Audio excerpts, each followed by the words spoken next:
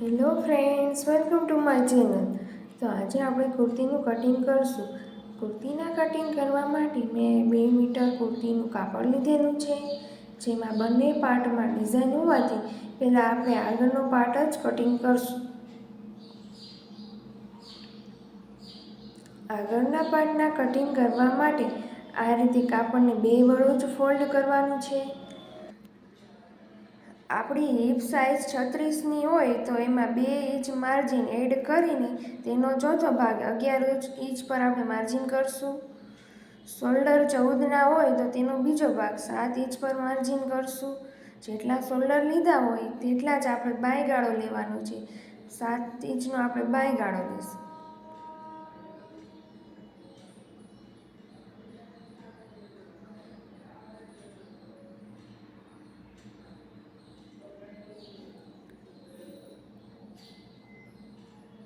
આ રીતે આપણે ઊભી લીટી દોરી નાખશું.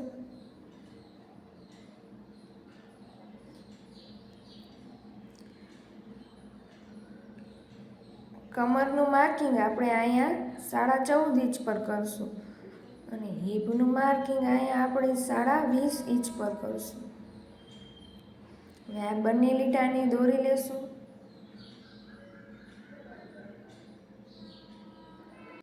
ચેસ્ટ લાઇન 36 ઇંચની હોય તો તેનો ચોથો ભાગ 9 ઇંચ પર આપણે માર્ક કરશું.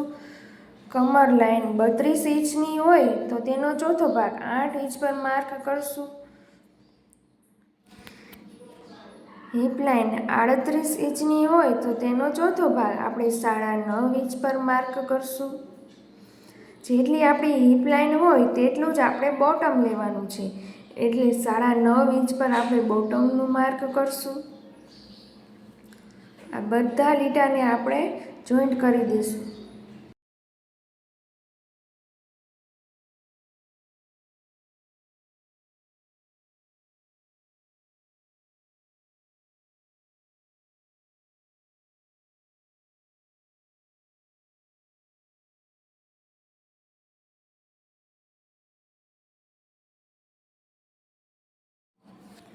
હવે આપણે 2 ઇંચ એક્સ્ટ્રા લેવાનું છે.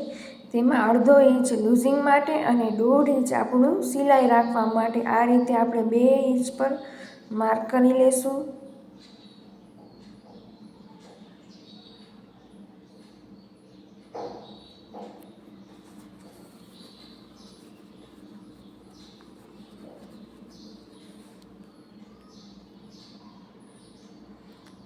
તેને પણ આ રીતે બધા લીટાને જોઈન્ટ કરી દઈશું.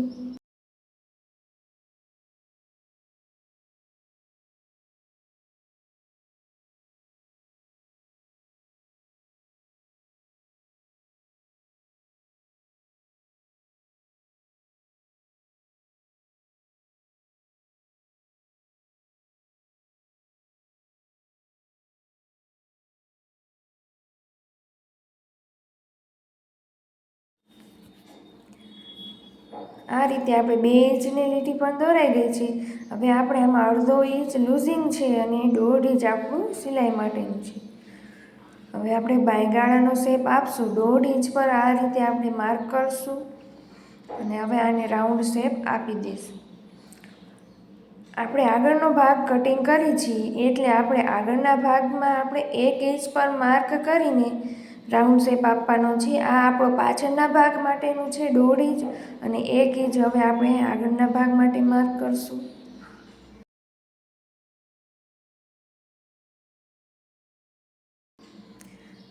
રાઉન્ડ શેપ કુર્તીમાં અપાઈ ગયો છે. હવે આપણું કુર્તીનું બધું જ માપ આ રીતે આપણે દોરી લીધું છે. હવે શોલ્ડરના ભાગમાં આપણે 1/2 ઇંચ આ રીતે લીટો કરીને ડાઉન કરશું શોલ્ડરને. હવે કુર્તીનું કટિંગ કરશું. આપણે અંદરના લીટાને જ કટિંગ કરવાનું છે.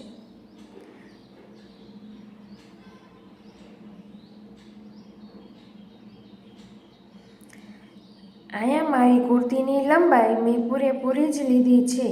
આપણે જેટલી કુર્તીની લંબાઈ તૈયાર હોય તેમાં 2 ઇંચ એક્સ્ટ્રા આપણે સિલાઈ માટે લેવાનું રહેશે. અહીંયા મેં 40 ઇંચ હતું તો 40 ઇંચ મેં પૂરેપૂરું જ કાપડ લઈ લીધું છે, એટલે મારી કુર્તી તૈયાર 38 ઇંચની થશે. આ રીતે આગળના ભાગનું કટિંગ થઈ ગયું છે.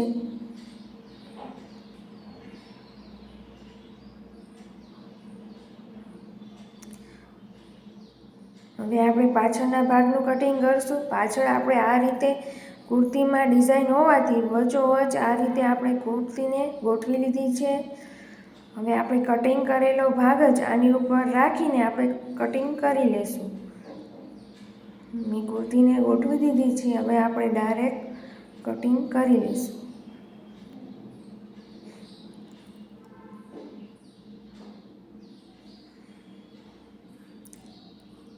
અહીંયા આપણે બાયગાળો 1.5 ઇંચ પર માર્ક કર્યો તો તે રીતે આપણે અહીંયા પાછું ડ્રો કરશું.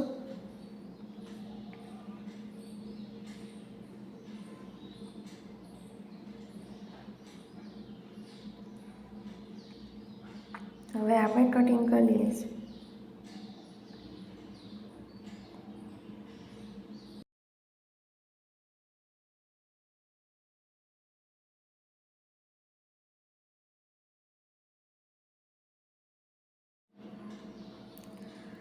હવે આપણે આ રીતે કાપાના માર્ક પર આ રીતે આપણે કટ મારી દઈશું.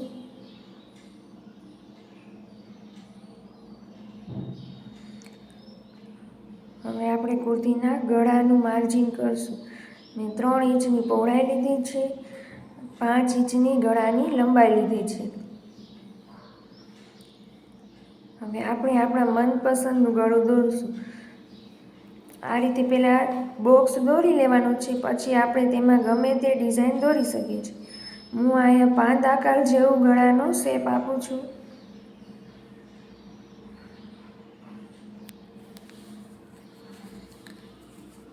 પાછળના ભાગમાં પણ 3 ઇંચની પહોળાઈ લીધી છે અને 3 ઇંચની જ મેં લંબાઈ પણ લીધી છે.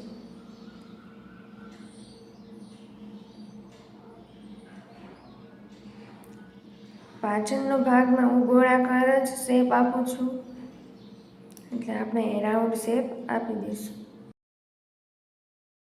આગળનું ગળું પાછળનું ગળું તૈયાર છે. હવે આપણે બંનેનું કટિંગ કરી લઈશું.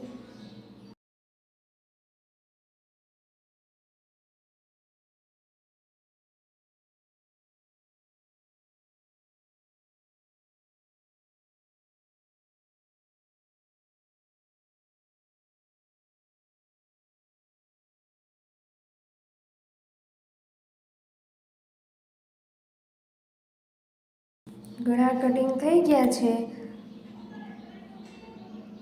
હવે આપણે સ્લીવનું કટિંગ કરશું. સ્લીવનું કટિંગ કરવા માટે આપણે જેટલો બાયગાળો લીધો હોય તેમાં 2 ઇંચ એડ કરીને 9 ઇંચ આપણે સ્લીવની પહોળાઈ લેશું અને લંબાઈ મારી તૈયાર 16 ઇંચ છે, પ્લસ 2 ઇંચ આપણે સિલાઈ માટે લઈશું, એટલે ટોટલ 18 ઇંચ પર હું માર્ક કરું છું. અને આ રીતે આપણે લાઈન દોરી લઈશું. અહીંયા મારું કાપડ પૂરું નથી, છતાં પણ આપણી સ્લીવ એકદમ સરસ રીતે રેડી થઈ જશે. 3 ઇંચ પર હું ડાઉન કરું છું અને 2 ઇંચ પર હું આ રીતે અંદર લઉં છું. હવે આપણે સ્લીવનો શેપ આપી દઈશું.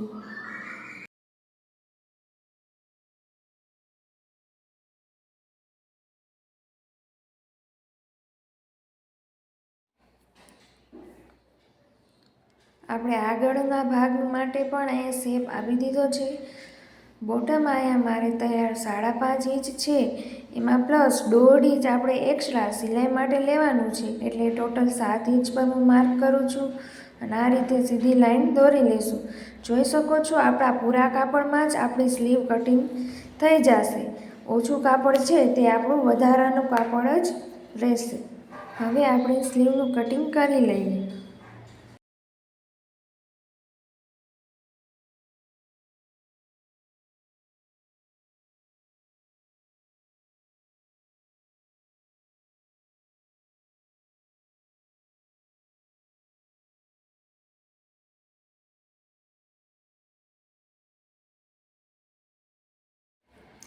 હવે આપણે આ રીતે સ્લીવને ખોલીને તેમાં આપણે આગળના ભાગ માટે જે શેપ આપ્યો હતો તેને પણ આપણે કટિંગ કરી લઈએ.